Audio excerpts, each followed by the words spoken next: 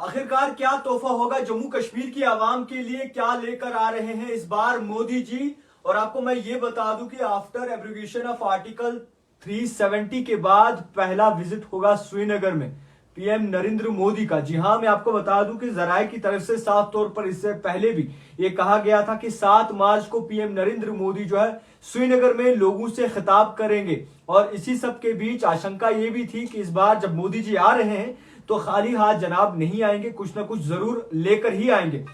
मैं आपको ये कह दूं, जितने भी इस वक्त हमें देख रहे हैं, जराये की माने तो पीएम नरेंद्र मोदी जी जो है करीबन 7 मार्च को श्रीनगर में आएंगे, लोगों से खिताब करेंगे, बड़े पैमाने पे मिलेंगे। और इसी के साथ साथ जिस तरीके से कोई प्रोजेक्ट्स वगैरह हैं या फिर मुख्तलिफ ऐसी चीजें हैं या फिर न्यू प्रोजेक्ट्स जो आ रहे हैं या फिर जो भी स्कीम्स वगैरह हैं, वो भी कहीं ना कहीं आप बढ़ा सकते हैं या फिर उनके बारे में जिक्र कर सकते हैं या फिर कोई तोहफा भी हो सकता है।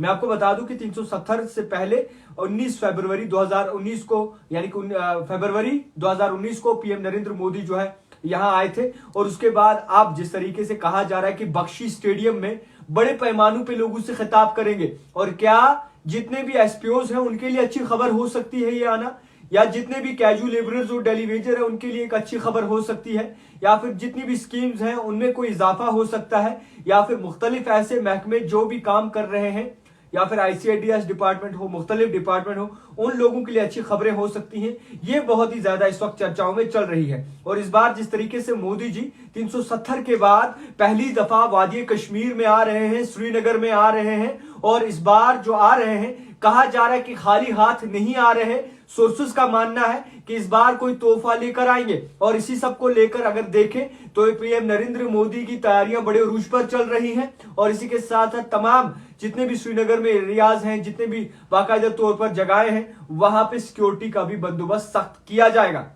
मैं आपको यह कह दूं कि इस बार जिस तरीके से तकाजा है कि हो सकता है जितने भी कैजुअल लेबरर्स महकमे में काम करते हैं या फिर मुख्तलिफ डिपार्टमेंट्स में काम करते हैं, उनके लिए एक अच्छी खबर भी हो सकती है, मुख्तलिफ लोगों के लिए भी अच्छी खबर हो सकती है। और इलेक्शंस के रिगार्डिंग, यानी कि जितने भी अगर देखें तो इंतखाबात नजदीक हैं, इंतखाबात की अगर बात करें तो इंतखाबात पे बड़ी चर्चा हो रही है। और इसी चर्चा को अगर देखें तो जिस तरीके से तकाजा है कि इसके बाद सियासत की गर्मा गर्मी जो है बड़े पैमाने पर देखने को मिलेगी, सियासत के जलसे बड़े पैमाने पर देखने को मिलेंगे, और इंतखाबात की बातें बड़े पैमाने पर देखने को मिल सकती हैं। और जिस तरीके से मोदी जी जब आ रहे हैं श्रीनगर, तो आप खुद सोचिए खाली हाथ नहीं आएंगे। इससे पहले जम्मू में आए थे और अब श्रीनगर में मोदी जी का दौरा हो रहा है। तमाम लोग जितने भी देख रहे हैं, मैं ये कहूंगा कि जितने भी एसपीओज हैं उनकी भी बात होनी चाहिए, आईसीडीएस डिपार्टमेंट है उनकी भी बात होनी चाहिए, एनवाईसी वर्कर्स हैं उनकी भी बात होनी चाहिए, जितने भी मुख्तलिफ